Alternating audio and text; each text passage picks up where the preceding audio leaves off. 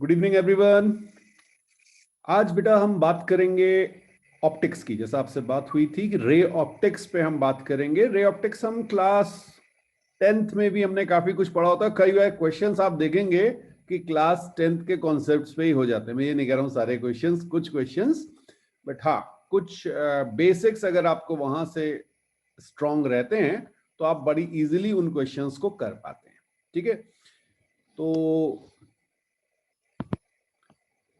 Okay, good evening बेटा।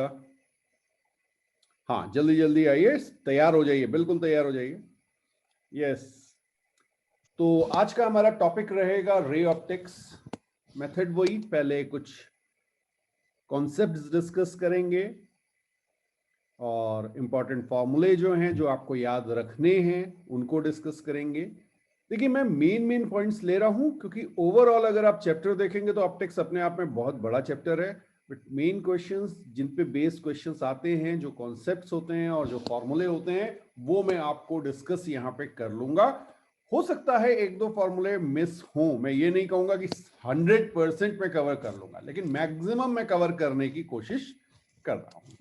Fine, तो चलिए देखिए शुरू करते हैं रे ऑप्टिक्स से। फाइन, और अगर हम स्टार्ट करें तो सबसे पहले हमने रे ऑप्टिक्स में पढ़ा था मिरर फॉर्मूला। तो जल्दी से मिरर फॉर्मूला लिख लेते हैं, सबको याद भी होगा। तो मिरर फॉर्मूला जो हमारे पास था वो हमारा था 1/v plus 1/u is equal to 1/f। सबको याद है ना? Very good. और यहां पर एक चीज का ध्यान रखिएगा, u, v and f with sign लेना है। साइन कन्वेंशंस थे, वो भी अभी लिखा देता हूं, चिंता मत कीजिए। तो साइन कन्वेंशंस के साथ हमें लेना है। एक फॉर्मूला हमारे पास ये था और एक हमारे पास था m is equal to yes minus v by u, या इसी फॉर्मूले को आप इस तरह से भी लिखते थे, height of image by height of object. ये फॉर्मूले क्लास 10th में हमने किए थे, अच्छे से हमें याद है। 12th में तो किए, 12th में तो इनका डेरिवेशन भी किया है ना। अच्छा, एक फॉर्मूला और रहता है, स्टार के साथ लिखा रहा हूं, focal length is equal to radius of curvature by 2। Okay, but यहां पर ये ध्यान रखिएगा, this is only true for paraxial raise.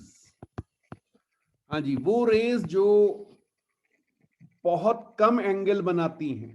ठीक है, आप ये कह सकते हैं very close to principal axis, एक तो ये कंडीशन है, and angle theta with it is very small। हाँ, प्रिंसिपल एक्सिस के साथ जो एंगल बनेगा वो बहुत छोटा होगा। तो यहां पर एक अप्रोक्सीमेशन आ जाता है बेटा, और वो अप्रोक्सीमेशन जब हमने प्रूव किए थे तब देखा था sine theta is almost equal to tan theta is almost equal to theta. जब थीटा छोटा होगा तो ये अप्रोक्सीमेशन हम दे सकते हैं, और साथ में कॉस थीटा की वैल्यू आप 1 ले लेते हैं। तो ये बाय डिफॉल्ट अगर आपको मेंशन ना किया जाए कि 45 डिग्री एंगल पे आ रहा है तो आपको हमेशा पैरा एक्सियल रेज ही ली जाती हैं, और जितने भी फॉर्मूले आपके मिरर और लेंस के लिए यूज होते हैं उसमें आप ये पैरा एक्सियल रेज लेते हैं। Fine, okay. अब जो चीज है वो बहुत कॉमन क्वेश्चन है, जहां पर ऑब्जेक्ट पोजीशन वाले भी आते हैं, ये नहीं कहूंगा कि नहीं आते, लेकिन ज्यादा क्वेश्चन चांसेस होते हैं स्पीड वाले। ठीक है, तो देखिए यहां पर हम इस मिरर फॉर्मूले को डिफरेंशिएट करेंगे विद रिस्पेक्ट टू टाइम। जल्दी से देख लीजिए क्या बन रहा है। ठीक है, हाँ, यहां पर बेटा v एंड u वेरिएबल है और f हमारा कांस्टेंट है। ठीक, तो जब आप डिफरेंशिएट करेंगे तो देखिए क्या बनेगा, d by d t of 1/v plus d by d t of 1/u is equal to d by d t of 1/f। Okay, इसको आप डिफरेंशिएट करेंगे तो ये आपका आ जाएगा -1/v² dv/dt -1/u² du/dt that is equal to 0 because f is constant. ठीक है। अच्छा, अब यहां से दो फॉर्मूले मैं आपके लिए बना रहा हूं। देखिए, एक फॉर्मूला यहां पे बनेगा dv/dt is equal to -v² du/dt। थोड़ा सा ये ध्यान रखना भाई, ये एक्सेलरेशन मत कर देना। v और u क्या है? Distance of object and image from pole या मिरर, जो भी आप कहना चाहें। ठीक है जी, ओके। तो ये देखिए, ये क्या हो जाएगा, इसको मैं लिख रहा हूं velocity of image parallel to principal axis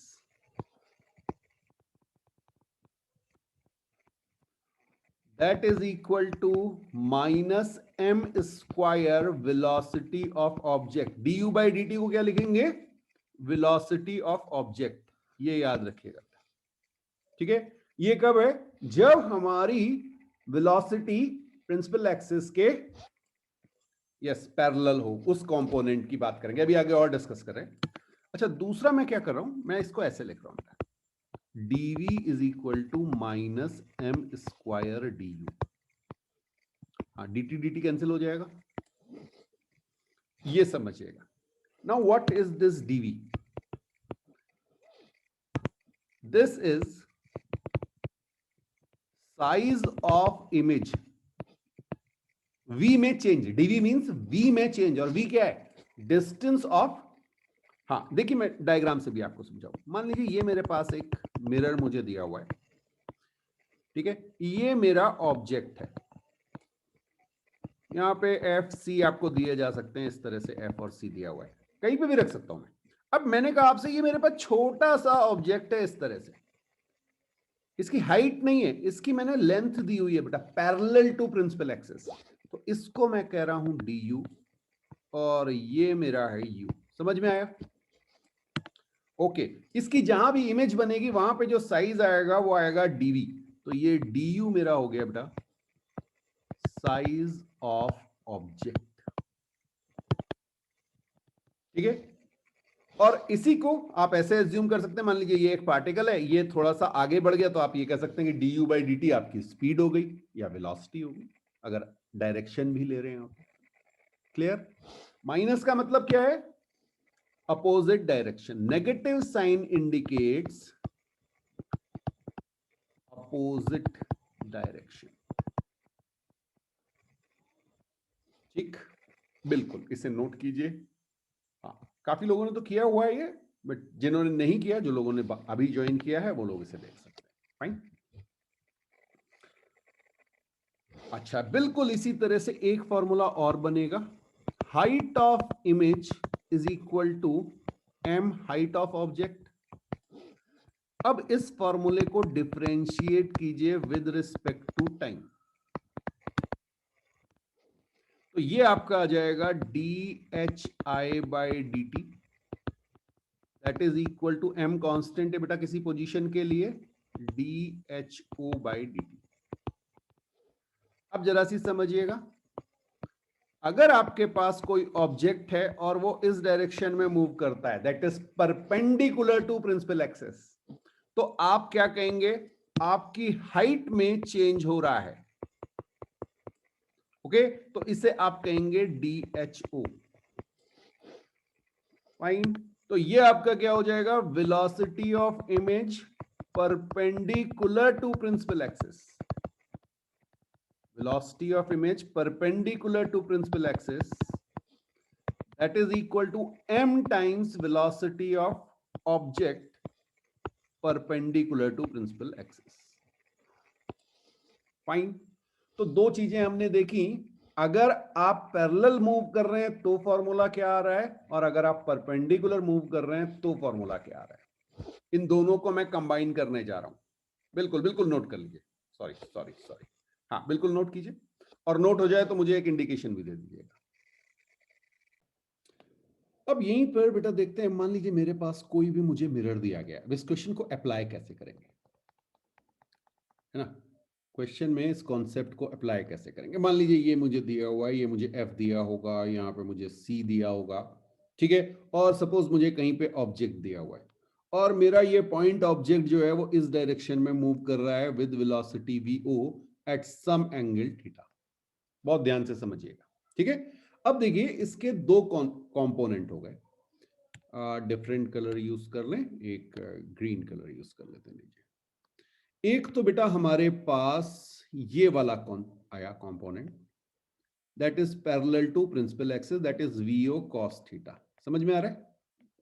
और एक मेरा आएगा वीओ साइन थीटा, ठीक। तो वेलोसिटी ऑफ ऑब्जेक्ट को मैं क्या लिखूंगा? वीओ कॉस थीटा आई cap plus V O sine theta जे कैप। ये समझ में आ रहा है आपको? बहुत बढ़िया। अब अगर मैं आपसे कहूं वेलोसिटी ऑफ इमेज, ये क्या हो गई? तो देखिए क्या होगा, ये मेरा पैरेलल कंपोनेंट है और ये मेरा परपेंडिकुलर कंपोनेंट है, ठीक है। शॉर्टकट में मैंने लिखा, दो पैरेलल लाइन दिखा दी तो वो पैरेलल हो गया और वो परपेंडिकुलर है, ओके। तो पैरेलल के लिए आपका फॉर्मूला था minus m square v not cos theta I cap, clear है? और यहां पे plus m v not sine theta J cap. ये मैंने आंख बंद करके, हाँ जी, आंख बंद करके मतलब जल्दी से देख के क्विकली कर लिया ना, हाँ, बहुत ज्यादा सोचना नहीं पड़ा। क्यों? क्योंकि मुझे पता है कि पैरेलल कंपोनेंट को माइनस एम स्क्वायर से मल्टीप्लाई करना है और परपेंडिकुलर को एम से मल्टीप्लाई करना है। ये मेरा आंसर आ गया, ठीक है। तो कई बार इस तरह के क्वेश्चंस होंगे, आपको पॉइंट ऑब्जेक्ट दिया होगा, उसकी कुछ वेलोसिटी दी होगी वेक्टर फॉर्म में, एंगल दिया होगा, या कई बार एंगल नहीं भी देते हैं, आप वेलोसिटी दी हुई है तो उससे एंगल निकाल सकते हैं, ठीक है। और ये आपको पोजीशन दी होगी, यू नॉट एफ नॉट ये दिए होंगे बेटा, समझ में आ रहा है? यू नॉट क्या है? पोजीशन ऑफ ऑब्जेक्ट, ठीक है। हाँ, फोकल लेंथ ऐसे दी हुई है, एफ ले लीजिए। तो यहां से आप मैग्निफिकेशन निकाल लेंगे, हाँ, 1/v plus 1/u is equal to 1/f magnification. चलिए ये भी बता देते हैं आपको। देखिए मान लीजिए आपको v और f दिए हुए हैं, तो आप उसके टर्म्स में भी निकाल सकते हैं, और u और f दिए हैं तो उसके टर्म्स में भी। पहले मैं इसे v से मल्टीप्लाई कर देता हूं इक्वेशन को, तो ये मेरा आ जाएगा 1 plus v by u is equal to v by f. ये समझ में आया? तो माइनस वी बाई यू की वैल्यू क्या आ गई? यही मैग्निफिकेशन होता है।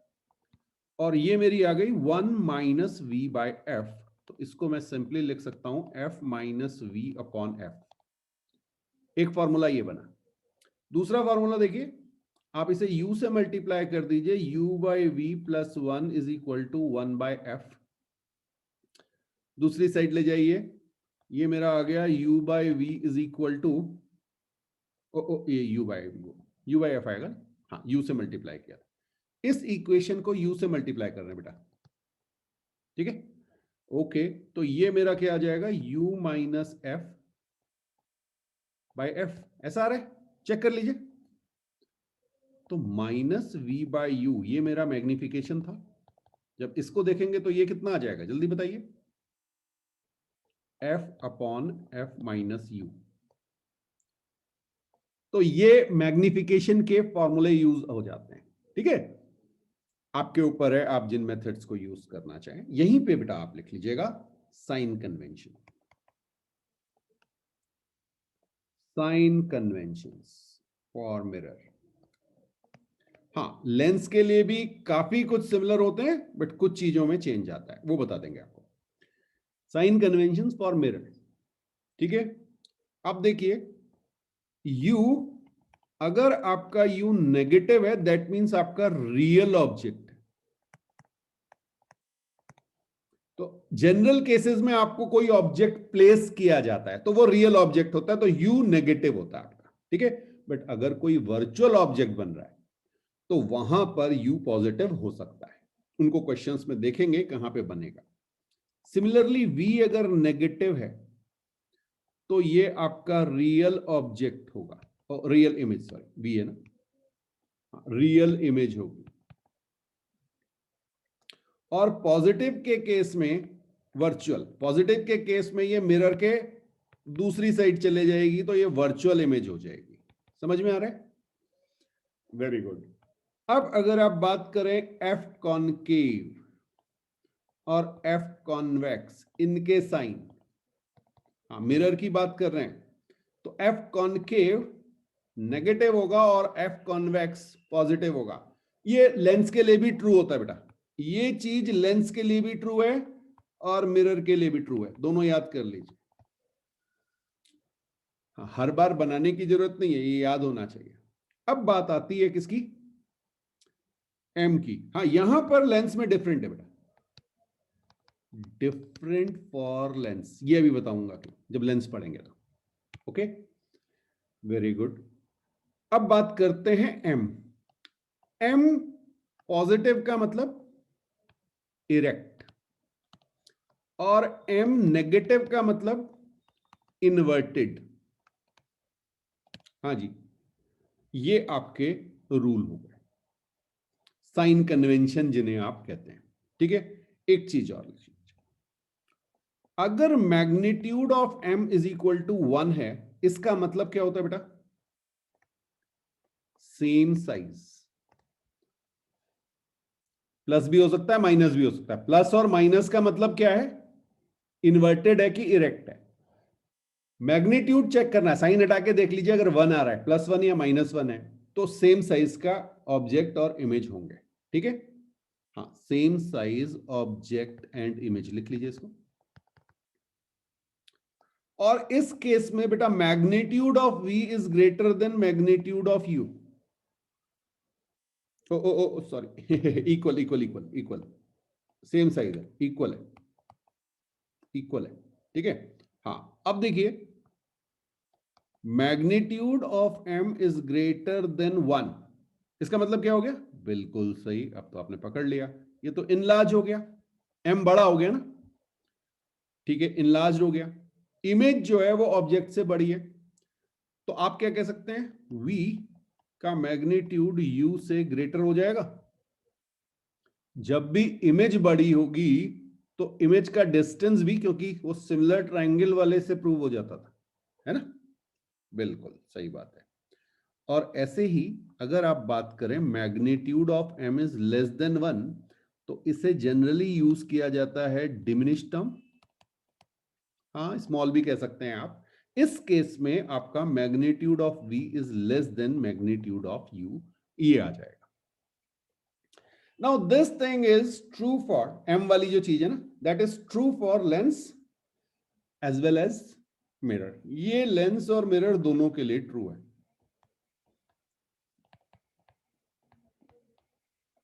तो केवल v के साइन में डिफरेंस होता है और फॉर्मूले में फर्क आता है। क्लियर है? बिल्कुल, इसे नोट कीजिए, फिर आगे बात करते हैं। अब देखिएगा, यहीं पे आपका radius of curvature of plane surface, हाँ ये सबको पता रहता है बट फिर भी मैं लिखा दे रहा हूं। हाँ ये बेटा आपका इनफाइनाइट होता है। ठीक है, रेडियस ऑफ प्लेन सरफेस, कोई भी आपके पास प्लेन सरफेस है तो जब आप उसके रेडियस ऑफ कर्वेचर की बात करेंगे तो वो इनफाइनाइट हो जाएगा। कॉमन सेंस की चीज है, बिल्कुल। तो ये आपका मिरर के लिए इतनी चीजें जनरली आपकी आती हैं। एक और देख लेते हैं। जनरली हम जो डिस्टेंसेस मेजर करते हैं वो कहां से मेजर करते हैं? पोल से, u और v। ठीक है, एक एक्सपेरिमेंट है जिसमें आप इन डिस्टेंसेस को फोकस से मेजर करते हैं। फाइन, हाँ जी, एक फॉर्मूला था, Newton's formula. Very good very good, देखिए याद है इनको, बहुत अच्छी बात है। तो लिख लीजिएगा न्यूटन्स फॉर्मूला।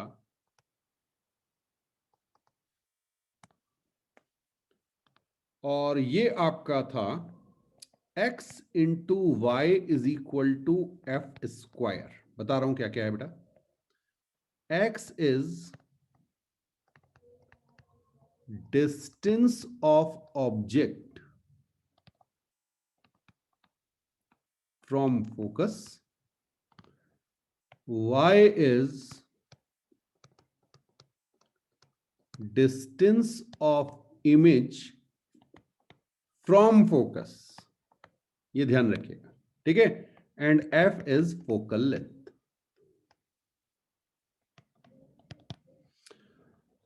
तो इस पे स्ट्रेट क्वेश्चन मिलते हैं, वहां पे नहीं तो आप क्या करोगे, फिर आप फोकल लेंथ में ऐड कर रहे होगे, सब्ट्रैक्ट कर रहे होगे, उसमें गलतियां होंगी। तो सीधे सीधे ये ध्यान रखिएगा कि अगर आपको डिस्टेंसेस कहां से दिए गए हैं, फोकस से दिए गए हैं, तो आप सीधे सीधे उन डिस्टेंस को मल्टीप्लाई कीजिए और अंडर रूट ले लीजिए, आपका फोकल लेंथ आ जाएगा। क्लियर है? Very good. तो ये हमारा मिरर या रिफ्लेक्शन वाली चीजें थी जिन पे बेस्ड क्वेश्चंस आपको मिल सकते हैं। मैंने कोशिश की मैं मैक्सिमम चीजें कवर कर लूं। नेक्स्ट बात करते हैं रिफ्रैक्शन की। हाँ जी, रिफ्रैक्शन, फाइन। तो जब आप रिफ्रैक्शन की बात करते हैं तो सबसे पहली चीज दिमाग में आती है, हाँ ये भी हमने क्लास 10th में पढ़ा था, स्नेल्स लॉ। ओके, तो स्नेल्स लॉ में खूब गलतियां होती हैं, हाँ पढ़ा तो था लेकिन खूब गलतियां होती हैं। तो मान लीजिए ये रिफ्रैक्टिव इंडेक्स n1, ये रिफ्रैक्टिव इंडेक्स n2, और ये रही आपकी इंसिडेंट रे। ओके, ये आपका नॉर्मल है, कहीं भी जा सकता है। मैं इसे कह रहा हूं आई, और अभी मैं इसे आर बना दे रहा हूं, बट ऐसा नहीं कि ये आर हमेशा आई से छोटा हो। और स्नेल्स लॉ को लिखने का तरीका आपको बता रहा हूं, n1 sine i is equal to n2 sine r, कभी गलती होगी ही नहीं। इस वे में अगर आप देखेंगे, जिसमें एंगल है उसका रिफ्रैक्टिव इंडेक्स लीजिए, n1 into sine i is equal to n2 into sine r, कभी गलती नहीं होगी। फाइन। हाँ, यहां से अगर आप सॉल्व करना चाहें इसे, तो आप बिल्कुल लिख सकते हैं sine i by sine r, that is n2 by n1, and that is written as 1 n2। Clear? Okay, यहीं पर एक बात और कर लेते हैं। when ray moves या incident ray moves from denser to rarer medium, हाँ बहुत ज्यादा ध्यान देना है, स्टार के साथ लिख लो भाई, यहाँ पे लगा लो डबल स्टार या कुछ ऐसी चीज की आपको इंडिकेट करे कि ये ध्यान रखना है, ठीक है। तो क्या होता था बेटा, अगर हमारे पास एक इंसिडेंट रे आ रही है लाइक दिस, तो हमारा आर आई से बड़ा होगा, ये हमारा रेयरर मीडियम है और ये हमारा डेंसर मीडियम है, ठीक है। तो हमारी जो रे है वो अगर इस तरह से निकल गई, हाँ बिल्कुल सरफेस को टच करते हुए, तो इस एंगल को आप कहते थे क्रिटिकल एंगल, और आपका एंगल ऑफ रिफ्रैक्शन हो जाता था 90 डिग्री, ठीक है। तो यहां पर देखिए, अगर मैं इसे n1 कहूं और इसे n2 कहूं, तो आपका फॉर्मूला क्या बनेगा स्नेल्स लॉ से, n1 sine c is equal to n2 sine 90। समझ में आया? बहुत ध्यान से। और यहां से आप इसे लिखेंगे sine c is equal to n2 by n1। Clear है?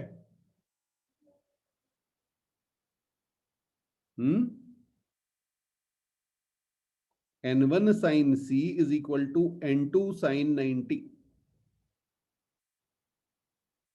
देख लो देख लो।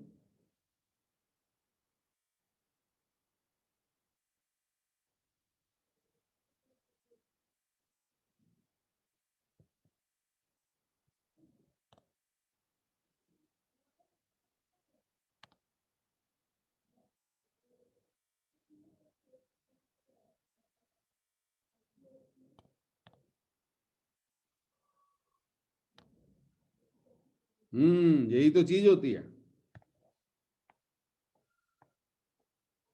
रेयरर से डेंसर में ऐसा थोड़ी होगा, यहां पे डेंसर होगा और यहां पर रेयरर होगा, ठीक है। हाँ, तो अब अगर आप देखेंगे तो आपका N1 क्या होगा, N1 इज डेंसर। अब इसका चेक पॉइंट क्या होता है समझना, कभी गलती होनी नहीं चाहिए बेटा इस पे। हमेशा देखिएगा साइन सी शुड बी,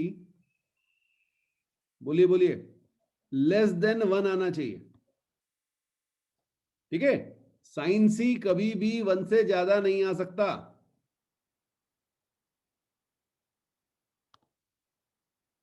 बिल्कुल सही बात है, ये ऐसे में तो हो ही नहीं सकता ना, ये तो बेंड कर जाएगी। तो डेंसर से रेयरर में ऊपर लिखा भी है हमने, डेंसर से रेयरर में जाना चाहिए।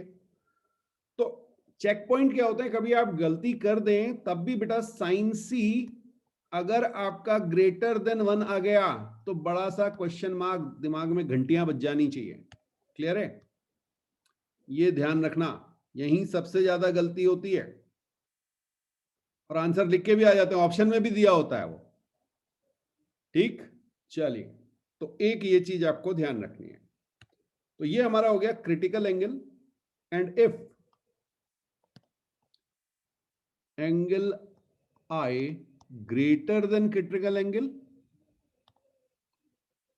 when ray moving from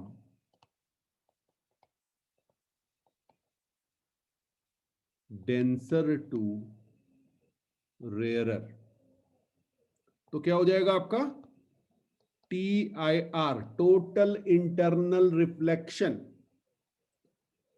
और सबसे बढ़िया रिफ्लेक्शन होता है ये बेटा, 100% रिफ्लेक्शन, कोई एब्जॉर्प्शन नहीं, सब कुछ रिफ्लेक्ट हो जाएगा। क्लियर है।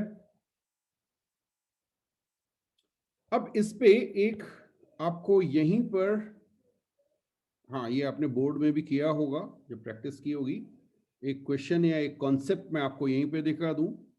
ये बड़ा कॉमन सा आपका है। मान लीजिए आपको यहां पर एक सोर्स दिया हुआ है, ठीक है, और इस पे आपने कहा लाइट जा रही है। तो सपोज ये इस डायरेक्शन में इस तरह से लाइट जा रही है, ठीक। बहुत सारे एंगल पे लाइट जाएगी, हर जगह पे लाइट जा रही होगी। ये मैंने आपको दिखा दिया, मैं केवल एक साइड दिखा रहा हूं, हर साइड जा रही होगी, इधर भी जा रही होगी बेटा, इधर भी जा रही होगी, हर जगह लाइट जा रही होगी। बट जब आप यहां पे बात करेंगे तो ये आपके पास, लेट से हम इसे आपको दिखा दें, ये हमारे पास वाटर है,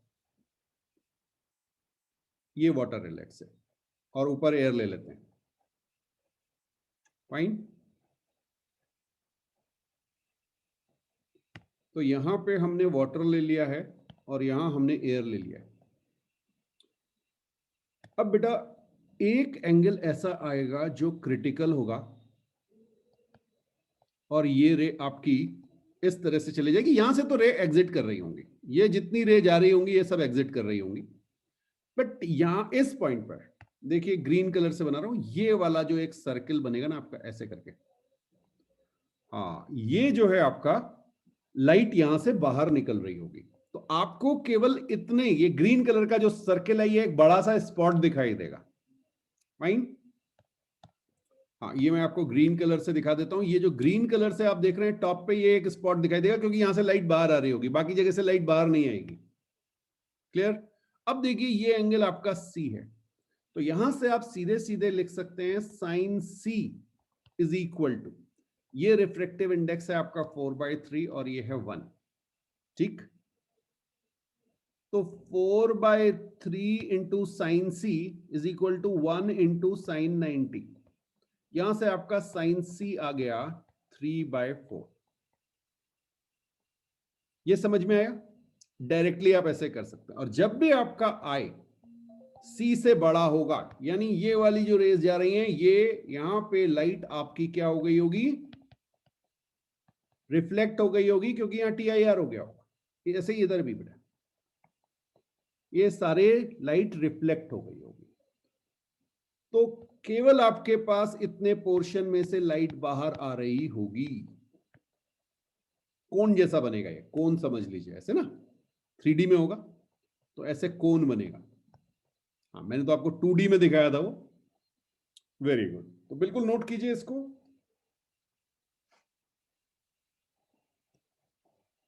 इसके बाद जो पॉइंट आता है वो देखते हैं जरा। वो होता है बेटा रिफ्रैक्शन फ्रॉम कर्व्ड सरफेस। ठीक है, मैं कर्व के लिए दिखा रहा हूं आपको, आप इसे अप्लाई कर सकते हैं प्लेन सरफेस के लिए भी। सपोज ये पॉइंट हमने P कह दिया, हम सारे डिस्टेंसेस इस पॉइंट से मेजर करेंगे। रेड कलर का पॉइंट P दिखाया आपको मैंने। यहां पे लेट से मेरे पास ऑब्जेक्ट है। अच्छा, मैं इसको जनरलाइज लिख रहा हूं। यहां मेरे पास मीडियम N1 है, यहाँ N2 है। अगर एयर है तो उसको 1 कर देंगे। फाइन। आपका फॉर्मूला आपने डिराइव भी किया होगा, N2/V।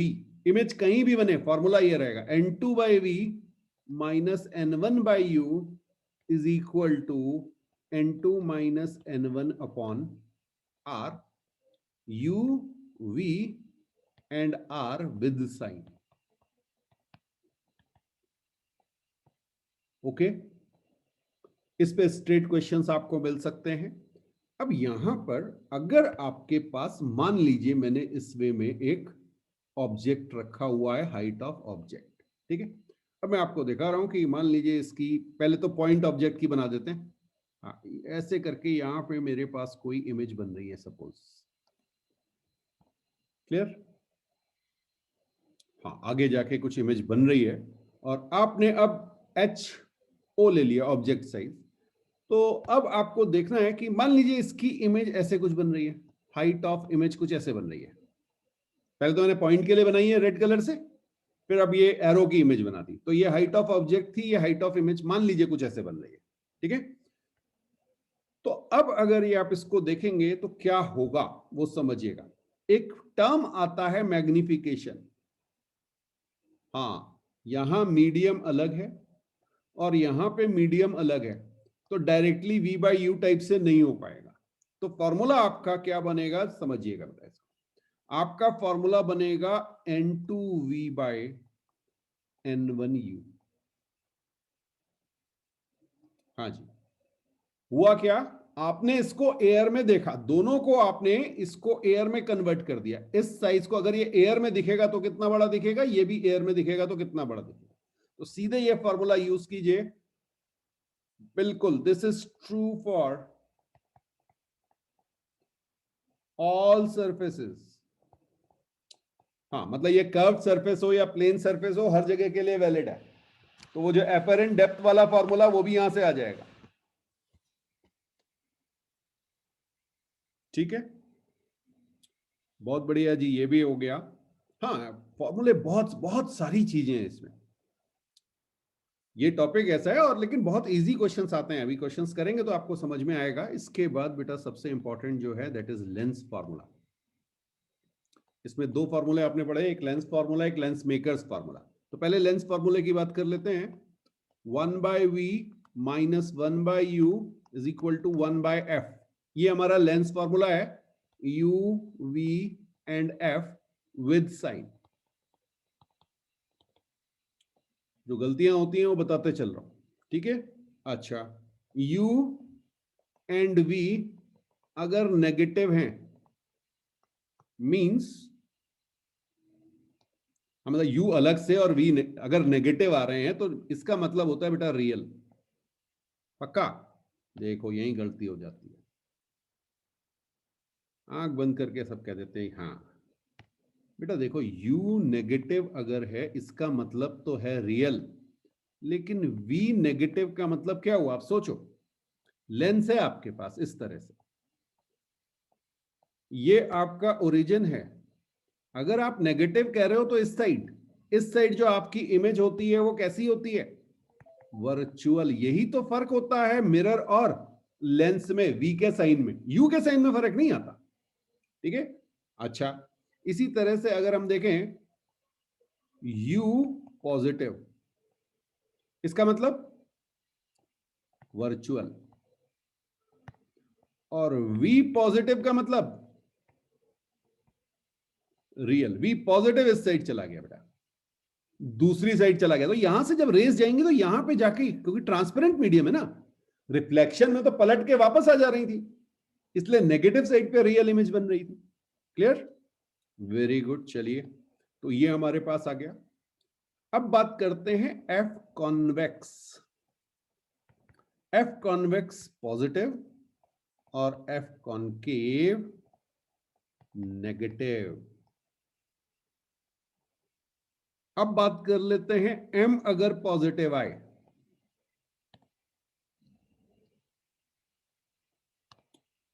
हाँ जी बिल्कुल यू पॉजिटिव हो सकता है। दिखा देता हूं आपको यू कैसे पॉजिटिव होगा बेटा। ओहो, लेंस, हाँ ये रहा लेंस। मान लीजिए मेरे पास कोई रेज ऐसे जाके मिल रही हैं,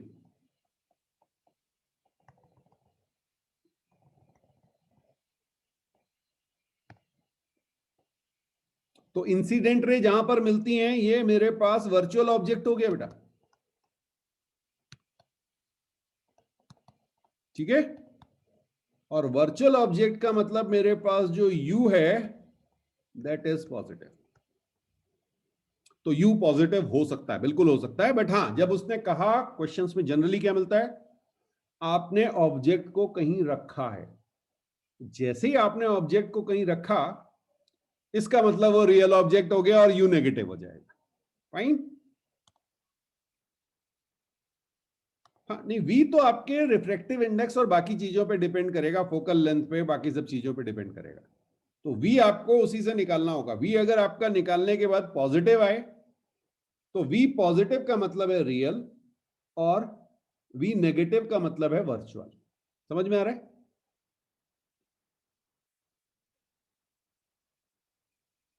ओके। अब बेटा अगर हम बात करें m पॉजिटिव की, ठीक, m पॉजिटिव का मतलब क्या हो गया? m पॉजिटिव, m पॉजिटिव का मतलब तो अभी भी वही है यार, इरेक्ट। इरेक्ट का मतलब या तो दोनों ऑब्जेक्ट और इमेज ऐसे होंगे या दोनों ऐसे होंगे, सेम साइड अप, ये होता है इरेक्ट का मतलब, दोनों है। ठीक है, और m नेगेटिव का मतलब inverted. Magnitude of m equal to 1 मतलब सेम साइज, बाकी चीजें सब वही रहेंगी। Magnitude of v is equal to magnitude of u। हाँ जी, ग्रेटर देन 1 का मतलब enlarged. Magnitude of v is greater than magnitude of u। और ये अगर मैं आपसे कहूं less than 1 that means diminished, और magnitude of v is less than magnitude of u। Fine, बिल्कुल इन्हें नोट कीजिए। ये तो m वाले तो किए ही हुए ना, हाँ ये u वाला कर लीजिए। चलिए अब देखते हैं आगे। और अब बेटा आया आपका लेंस मेकर्स फॉर्मूला, या फोकल लेंथ निकालने के लिए जो फॉर्मूला यूज होता है आपका। ठीक है, अब ध्यान रखिएगा, जनरली जब भी आपको लेंस दिया जाए तो आपके पास, आप एज्यूम करते हैं जब तक आपसे कहा ना जाए, लेंस का मतलब है ग्लास लेंस इन एयर। ये डेंसर मीडियम और ये रखा हुआ है एयर में, और डेंसर मीडियम भी क्या है? ग्लास, अगर मेंशन ना किया जाए। बट एक चीज का ध्यान रखिएगा, लेंस किसी भी चीज का हो सकता है, वाटर का हो सकता है, किसी जेली का हो सकता है, किसी भी ट्रांसपेरेंट मटेरियल से लेंस बन सकता है। ठीक है, ओके। अब अगर मैं बात करूं आपसे 1/f एयर, पहले इसका फॉर्मूला लिख रहा हूं। अगर आप इस वे में लिखेंगे तो कभी गलती नहीं होगी। ये आपका ANG-1, हाँ जनरली हम क्या करते हैं n-1 याद रख लेते हैं, उससे खूब गलतियां होती हैं। तो ऐसे याद रखिएगा ANG-1 1/r1 - 1/r2, और R1 and R2 with sign रखना है आपको। ठीक है जी, हाँ बहुत सारे फॉर्मूले हैं तो जरा आराम से। अब देखिए 1/f किसी लिक्विड में डाल दिया मैंने, इस पे बहुत क्वेश्चन आए हुए हैं। 1/f लिक्विड, तो यहां पर मीडियम, एयर की जगह लिक्विड आया, देख लीजिएगा, ग्लास की जगह लिक्विड मत कर देना, और गलती क्या करते हैं, एन लिक्विड -1 कर देते, तो LNG -1 आया, 1/R1 -1/R2, ठीक है। हाँ, R1 and R2 with sign.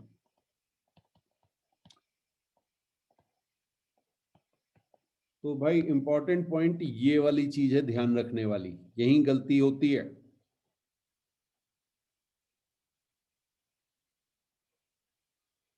ठीक, हाँ, इसको ऐसे भी बता देता हूं आपको, LNG जनरली आपको ये दिया नहीं होता है, तो ये आपका क्या हो जाएगा, N glass by N liquid. तो N ग्लास और N लिक्विड आपको दिया होगा, इस तरह से डिवाइड कर दीजिएगा, आ जाएगा आंसर। क्लियर है? चलिए जी, ये भी हो गया। अब इसके बाद आपका आता है पावर, पावर ऑफ लेंस। तो ये आपको पता है, ये होती है 1/फोकल लेंथ इन मीटर्स। इसमें गलती यही होती है कि आप इसे सेंटीमीटर में ले लेते हैं, और ये आपकी यूनिट आती है डायोप्टर। ठीक है, और दो फॉर्मूले और बहुत इंपॉर्टेंट हैं। Refractive index of any medium is √εr mu r, that is relative permittivity and relative permeability of that medium. ठीक है, और एक फॉर्मूला और अगर आपको याद हो, सी जो था हमारा वो क्या था बेटा, 1/√ε0 म्यू नॉट। ठीक है, ये दोनों फॉर्मूले आपको याद होने चाहिए, कई बार इन पे क्वेश्चंस पूछे गए।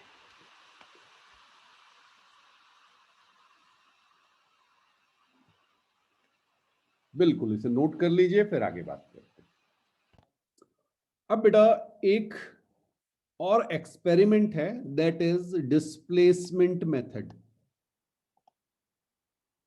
Displacement method to find focal length, to find focal length of convex lens। ठीक है, ये एक्सपेरिमेंट मैं आपको बस क्विकली बता देता हूं, इसमें जो चीजें हैं वो याद रखने वाली हैं। लास्ट ईयर ये बोर्ड में भी आया हुआ है, और कंपटीशन में आने के चांसेस तो हैं ही। ठीक है, अब इसमें जो इंपॉर्टेंट है उसमें एक तो है आपके पास बेटा, एक होगी स्क्रीन। फाइन, तो ये मैं यहां पे आपको स्क्रीन दिखा दे रहा हूं, ये मेरे पास एक स्क्रीन है, और एक मैंने लिया हुआ है ऑब्जेक्ट, ये मेरे पास ऑब्जेक्ट है। ठीक है, और ये दोनों ही फिक्स हैं, मेरा ऑब्जेक्ट और स्क्रीन को मुझे फिक्स रखना है, और इनके बीच में कहीं मुझे एक लेंस रखना है जिससे स्क्रीन पे एक शार्प इमेज बन जाए। कंडीशन क्या है वो यहां पे आपको दिखा दे रहा हूं, D should be greater than 4f। अभी बता रहा हूं D क्या है, D बेटा आपका ऑब्जेक्ट और स्क्रीन के बीच का डिस्टेंस है, और ये लेंस की फोकल लेंथ से 4 टाइम्स ज्यादा होना चाहिए।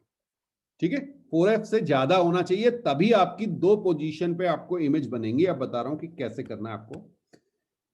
आपने पहले एक लेंस लिया, और ये लेंस आपने किसी पोजीशन पर रखा जिससे आपकी इमेज जो बने, हाँ समझिएगा इसको, ये आपकी रे जाएंगी। ठीक है, और इस तरह से,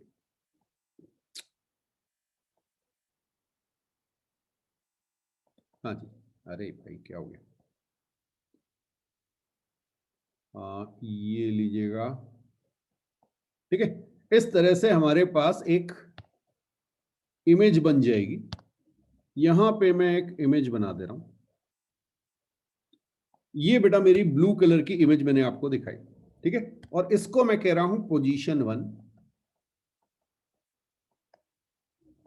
और सपोज ये डिस्टेंस है मेरे पास x।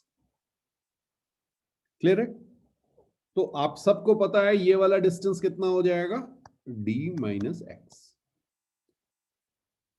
तो ध्यान रखिएगा, शार्प इमेज ऑन स्क्रीन एक पोजीशन के लिए।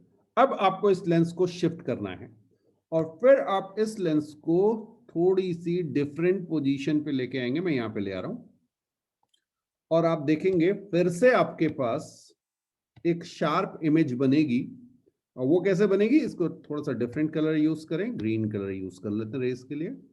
ऐसे जाएगी बेटा, और ये यहां पर, ठीक है। अब देखिए ये ग्रीन कलर की एक इमेज बन गई हमारे पास, एक इमेज ये बन गई है, ठीक है। तो दो इमेजेस हमारे पास बन रही हैं। अगर इसका साइज ओ है, ये हाइट ओ है, और आपकी इमेज साइज I1 I2 है, तो एक आपका फॉर्मूला होता है I1 I2 is equal to o square. एक तो स्ट्रेट इस पे क्वेश्चंस मिलते हैं। डिस्प्लेसमेंट मेथड में दो इमेज के साइज दिए होंगे, ऑब्जेक्ट साइज बताना होगा, या ऑब्जेक्ट साइज और एक इमेज का साइज दिया होगा, दूसरी इमेज का साइज बताना। तो I1 I2 दो पोजीशन पे, यहां पे लिख दूं मैं, ये पोजीशन 2 है बेटा मेरे पास। दो पोजीशन पे, एक मिनट कहां गया भाई, पोजीशन 2 ये रही, ठीक है। दो पोजीशन पे मुझे दो शार्प इमेजेस बन रही हैं, एक बड़ी होगी एक छोटी होगी।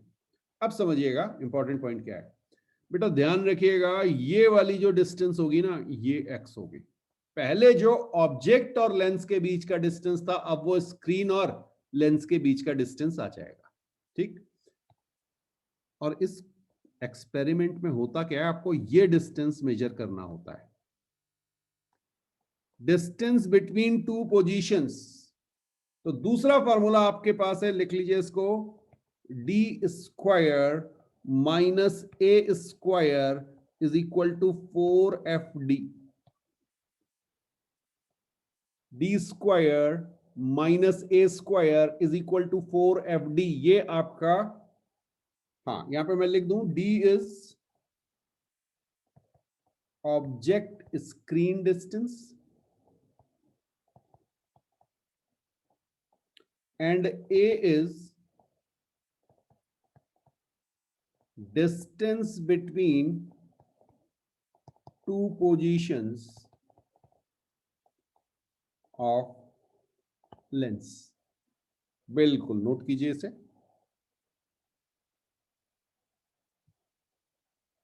हाँ, ये स्कूल में भी बेटा ये एक्सपेरिमेंट कराया जाता है। अब इस बार तो स्कूल आप लोग गए नहीं होंगे, लैब्स में एक्सपेरिमेंट पता नहीं हुए नहीं हुए, बट इस पे क्वेश्चन आपको मिल सकता है, बोर्ड में भी मिलता है और कंपटीशन में भी बढ़िया क्वेश्चन बनता है। सिंपल होता है, लेकिन हाँ अगर आपको नहीं पता ये फॉर्मूला तो करना आसान नहीं, टाइम बहुत ले लेता है बेटा।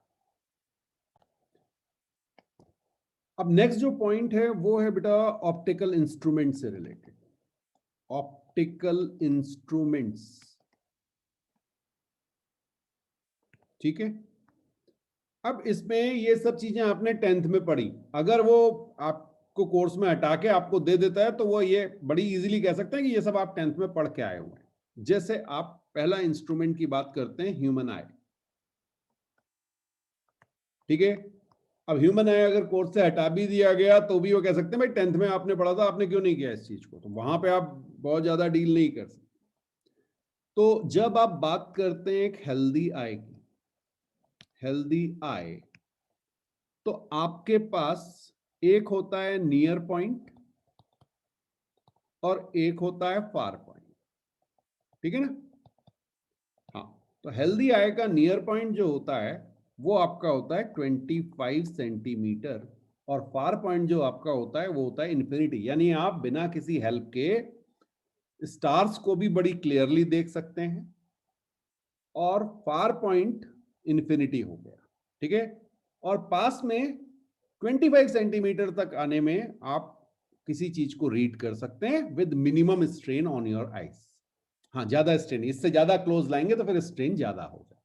फाइन, ओके, ये तो हमारी हो गई हेल्दी आई की बात। अब बात यह है कि जब हम आय की बात करते हैं तो एक चीज हमने पढ़ी थी,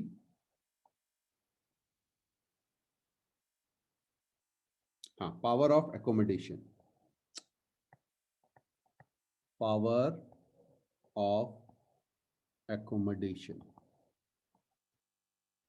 ठीक है जी, तो जरा सी इसको समझते हैं। एक चीज ध्यान रखिएगा, जब आप डिस्टिंक्ट ऑब्जेक्ट देखते हैं, डिस्टिंक्ट ऑब्जेक्ट, तो आपकी इमेज कहां पे बन रही होती है? रेटिना पे, इमेज एट रेटिना। और जब आप नियर बाय ऑब्जेक्ट देखते हैं तब भी इमेज कहां बन रही होती है? At retina. समझ में आया? तो अब समझिएगा, पहले वाला केस ले रहा हूं, u आपका माइनस इंफिनिटी और v आपका है distance between your eye lens and retina. अगर पूछ लिया गया क्वेश्चन इस तरह का, ठीक है, बहुत आसान सा क्वेश्चन है बेटा, ध्यान रखिएगा, आपने ऑब्जेक्ट को कहां रखा है? इन्फिनिटी पे, और आपकी इमेज कहां बन रही है? तो u और v आपको पता है, समझ में आया? और लेंस फॉर्मूला अप्लाई कर दीजिए, 1/v minus 1/u is equal to 1/f। समझ में आ गया? तो यहां से आप देखेंगे आपका 1/f, जिसे आप पावर कहते हैं, power for distinct object is what? 1 by distance between your eye lens and retina। Generally ये 2 सेंटीमीटर से 2.5 सेंटीमीटर के बीच हो सकता है। तो अगर मैं इसे 2.5 सेंटीमीटर ले लूं और ये मेरे पास 1 है, तो ध्यान रखिएगा अभी ये सेंटीमीटर से मुझे मीटर में कन्वर्ट करना पड़ेगा। तो P इंफिनिटी मेरा हो जाएगा 100/2.5 centimetre and that is 40 dioptre. Please ध्यान रखिएगा, मैं ये स्टैंडर्ड नहीं है, अगर 2 सेंटीमीटर दिया होगा तो ये 50 डायोप्टर हो जाएगा। कहानी समझ में आ रही है? तो जब आप दूर की चीज को देखते हैं तो आपकी आंखें जो है वो 40 डायोप्टर, अगर आपके आई लेंस और रेटिना के बीच 2.5 सेंटीमीटर का गैप है तो इतना आ जाएगा। ठीक है, चलिए अब जरा देखते हैं, हाँ, कौन सा? नियर वाले पॉइंट के, नियर पॉइंट, इसको जनरली आप कहते हैं डी बेटा, D 25 centimetre, least distance of distinct vision. ठीक है, तो ये डी मेरा 25 सेंटीमीटर।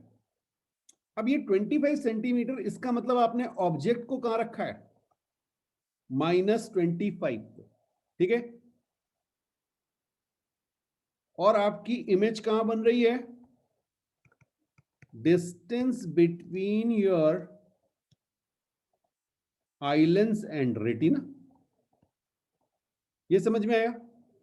ओके, अब इस समय फोकल लेंथ क्या आएगी? तो फिर से फॉर्मूला लगाते हैं, 1/v minus 1/u is equal to 1/f। तो यहां से मेरी जो पावर है, जब मैं ऑब्जेक्ट को कहां पे रख रहा हूं? डी डिस्टेंस पर, power for object at D, ये देखिएगा यहां पे मैंने लिखा है power when object is at infinity, इसका मतलब पी इंफिनिटी है डिस्टिंक्ट ऑब्जेक्ट देखने के लिए, और ये मेरा है डी पे, जब मेरा ऑब्जेक्ट है 25 सेंटीमीटर पे, तब मुझे आंखों की पावर क्या चाहिए? तो ये क्या हो जाएगा? आप देखिए यहां पे 1/v प्लस 1/u। ठीक है, अब 1/v तो मेरा यहां निकला हुआ था ना, ये देखो 1/v मेरा आ गया था 1/f, 1/2.5, तो ये मेरा था 40 डायोप्टर प्लस 1/25 सेंटीमीटर, या ऐसे लिख दूं इतने डायोप्टर, तो ये मेरा आ गया 40 डायोप्टर प्लस 4 डायोप्टर।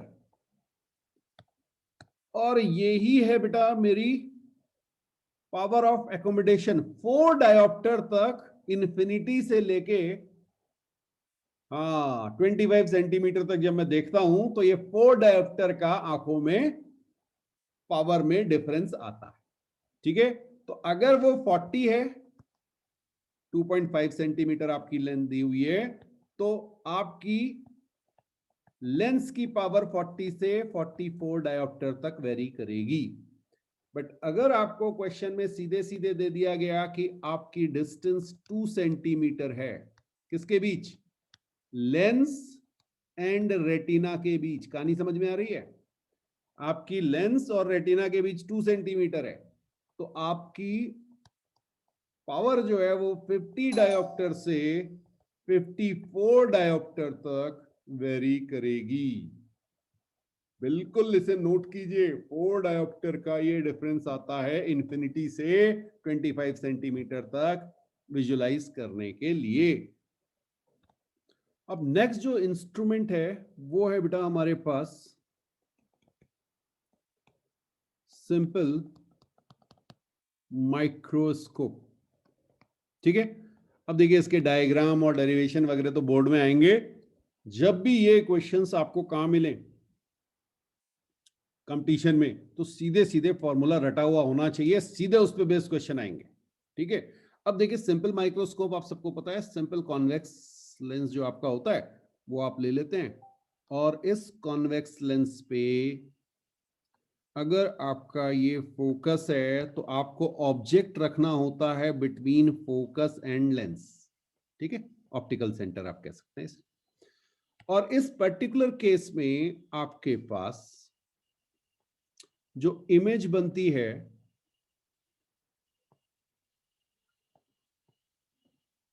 वो इस तरह से बनेगी। ठीक है जी, हाँ ये आपकी इमेज बन जाएगी।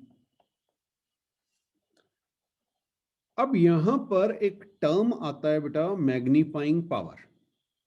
ठीक, आप सबको पता है, अभी अभी हमने आपको बताया था लेंस के लिए वो V/U होता है। तो जरा सी देख लेते हैं, व्हेन दो केसेस बनते हैं इसमें, image is at distance D। हाँ, ये जो डिस्टेंस दिया हुआ है, मान लीजिए ये डिस्टेंस आपका D है, D मतलब 25 सेंटीमीटर। ओके, तो आपको पता है कि आपने ऑब्जेक्ट कहां रखा है बेटा?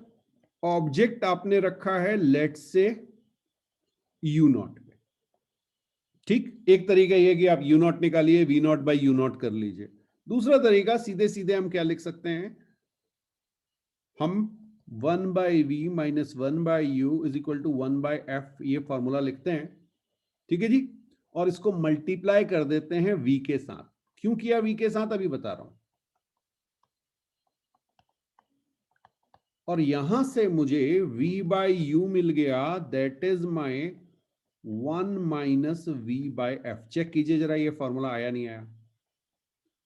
तो ये मैंने आपको मिरर में करके दिखाया, यहां पे इसमें मैंने यूज कर लिया इसको। ठीक है, तो ये मेरा मैग्निफिकेशन आ गया 1। अब देखिए V कितना है, V मेरे पास है -D, तो ये मेरा फॉर्मूला आ गया 1 + D/F। प्लीज ध्यान रखिएगा, जब भी आप इस फॉर्मूले को यूज कर रहे हैं आपको कोई भी साइन यूज नहीं करना है। आपको D की वैल्यू डालनी है, फोकल लेंथ की वैल्यू डालनी है केवल, क्योंकि आप साइन जो है वो रख चुके हैं।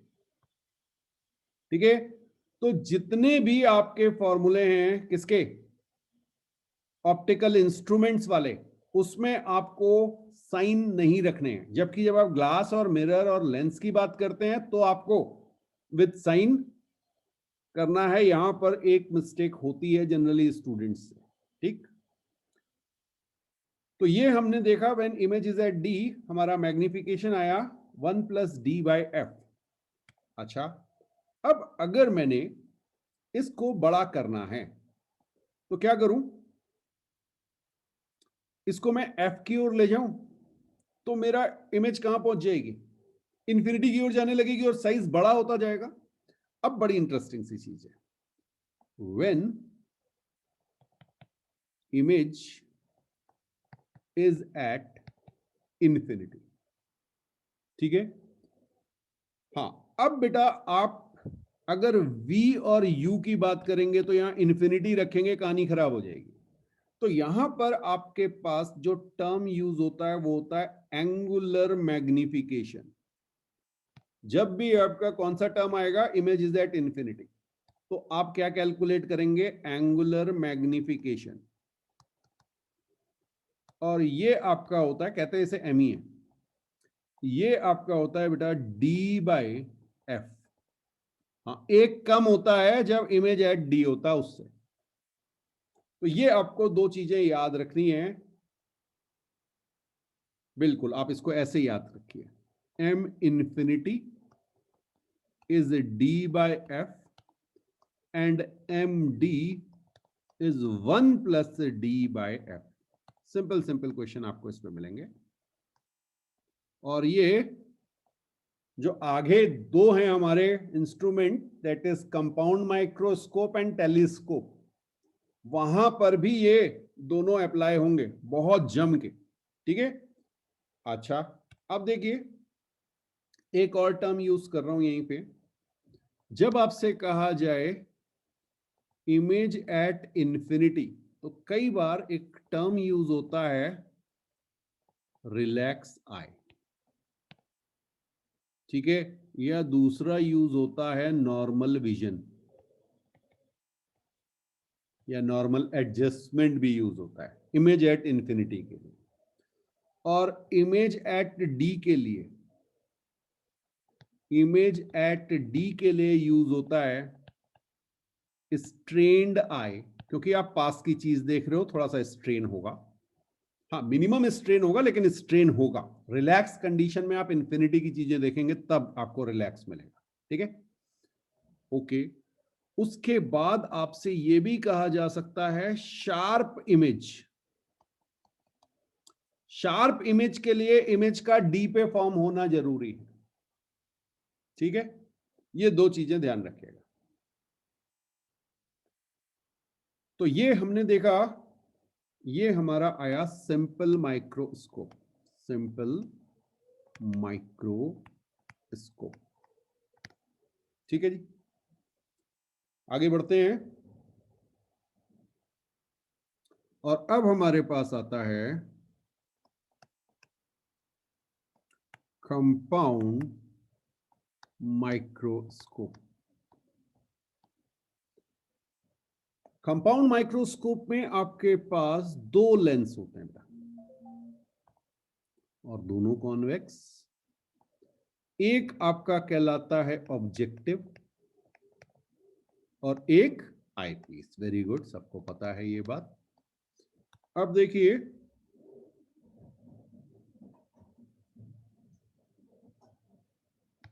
यहां पर ये हमारी प्रिंसिपल एक्सिस हो गई। आप ऑब्जेक्ट रखते हैं इधर कहीं, ठीक है, और आपकी इमेज बनती है यहां कहीं पे जाके, मान लीजिए, ठीक है। तो एक चीज आप नोट कीजिए, ये आपका कहलाएगा वीओ और ये आपका कहलाएगा यूओ। जरा समझिएगा, u o is distance of object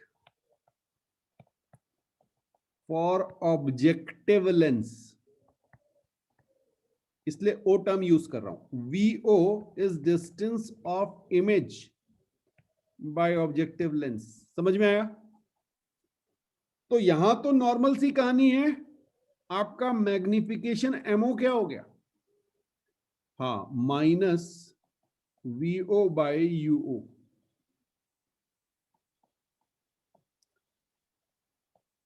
समझ में आ रहा है?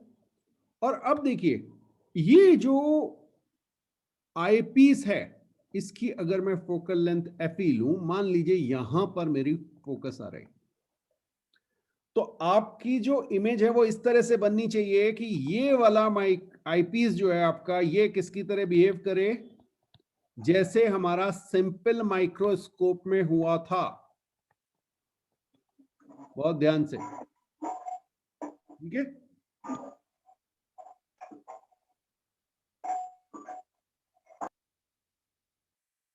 हाँ, जैसा हमारा काम हुआ था सिंपल माइक्रोस्कोप में। क्लियर है? अच्छा, एक चीज और ध्यान रख लीजिएगा, कई बार इस पे क्वेश्चन पूछा गया है और ये एनसीईआरटी में आपका दिया भी हुआ है हाँ बेटा, वी यहां मैंने साइन दे दिया, तो वी नॉट और u not without sign, v not and u not without sign. ठीक है, बिल्कुल सही पूछा आपने। और देखिए, और देखिए एम ओ के लिए एक और चीज यूज होती है, that is length by F O. ये फॉर्मूला भी बहुत यूज में आता है with a minus sign. L is tube length, ठीक है, हाँ जी, L is tube length, L by F O, ये आपका एम ओ होता है। और अब आपकी बात आती है आईपीस की। मैंने आपसे कहा वो सिंपल माइक्रोस्कोप की तरह है, तो आईपीस को मैं यहां पे लिख रहा हूं। आईपीस में आपकी दो सिचुएशन आएंगी। केस 1, इमेज एट डी, तो आप क्या करेंगे, एम ई आपका हो जाएगा 1+d/fe। अभी अभी समझाया था आपको। हाँ, माइक्रोस्कोप को उठा के रख देना बस यहाँ पे। और केस 2, इमेज एट इंफिनिटी, ये आपका एम ई बन जाएगा d/fe। क्लियर? क्योंकि वो सिंपल माइक्रोस्कोप की तरह काम कर रहा है। बहुत अच्छी बात है। अब जरा देखें कि भाई टोटल मैग्निफिकेशन क्या हो गया।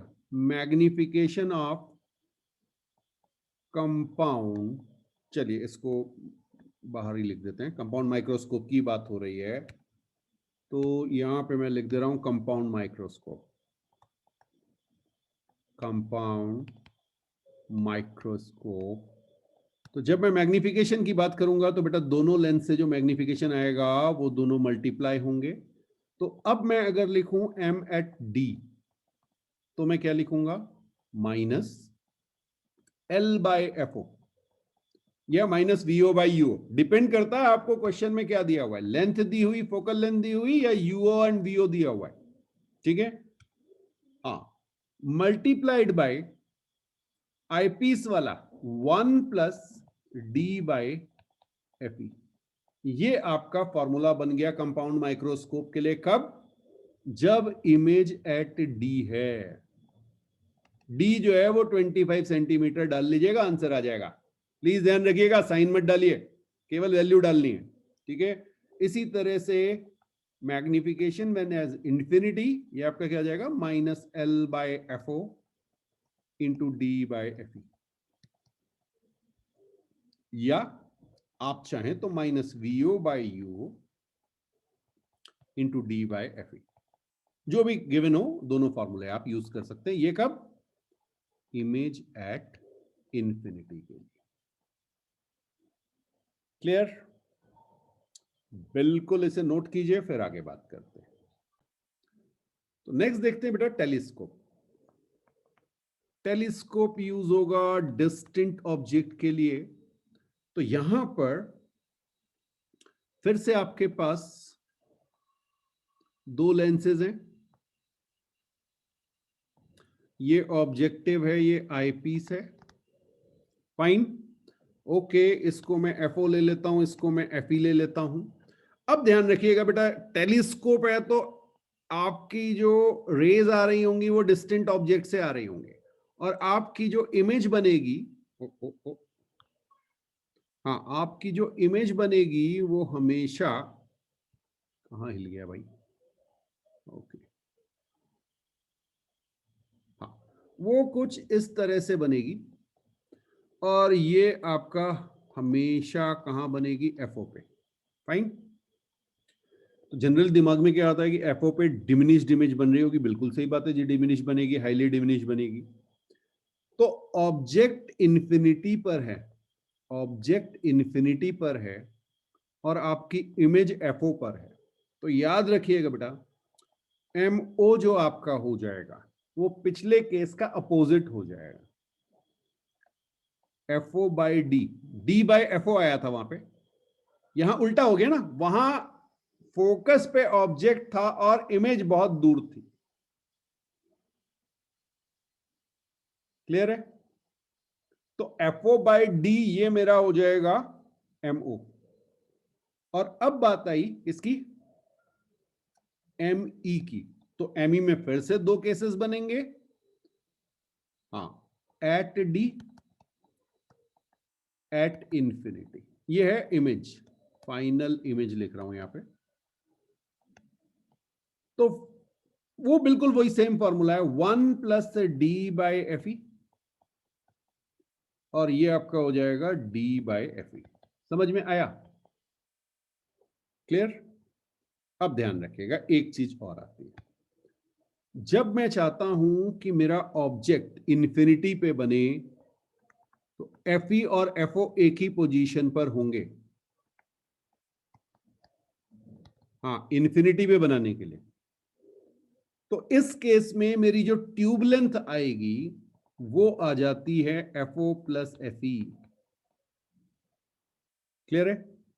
बिल्कुल इसे नोट कीजिए, ये है ट्यूब लेंथ।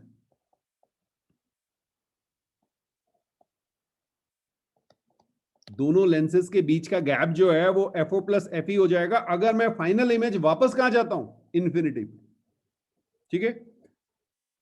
और अगर मैं चाहता हूं मेरी इमेज D पे बने, तो बेटा ये तो FO है, लेकिन ये डिस्टेंस जो है, अब देखिए इसको मैं थोड़ा सा चेंज कर दूं। ओके, अब बेटा मेरी जो ये कहां गया भाई FE, ओके, ये रहा मेरा FE। FE और लेंस के बीच में मेरा ऑब्जेक्ट आ जाएगा, तो इसको हम कहते हैं VUE। ठीक, इस पर्टिकुलर केस में जो मेरी FO तो रहेगा ही रहेगा, देखिए ये वाला डिस्टेंस तो है, प्लस साथ में UE, ये मेरी आ जाएगी ट्यूब लेंथ।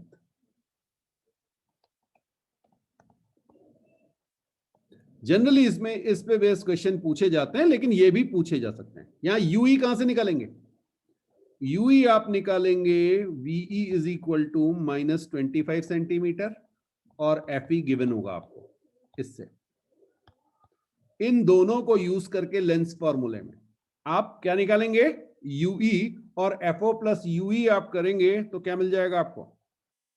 बिल्कुल सही बात है, ये आपको मिल जाएगा ट्यूब लेंथ। ठीक, तो फिर से देख लें, अगर मैं आपसे कहूं टेलीस्कोप की मैग्नीफाइंग पावर या मैग्निफिकेशन, तो वो आपका आएगा MO इंटू ME। पहला केस ले रहा हूं एट D, तो D पे जब आप देखेंगे तो यहां पे आपका आ जाएगा D बाय FO या FO बाय D, सोच लो, हाँ, जल्दीबाजी मत करना। देखो देखो, FO by D multiplied by, अरे भाई बताया था ना, ऑब्जेक्ट कहां है? इंफिनिटी पे, और इमेज बन रही है FO पे। ठीक है, तो FO बाय D, पक्का? कोई डाउट तो पूछ लीजिए, into 1 plus D by FE। सोच लो, ME ये है,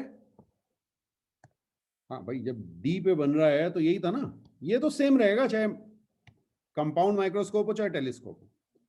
और इंफिनिटी पे जब इमेज है तो क्या हो जाएगा? FO by D into D by FE, और यहां पे आप देखेंगे ये कैंसिल हो जाता है, तो आपका सीधा सीधा आंसर क्या आता है? FO by FE। क्लियर?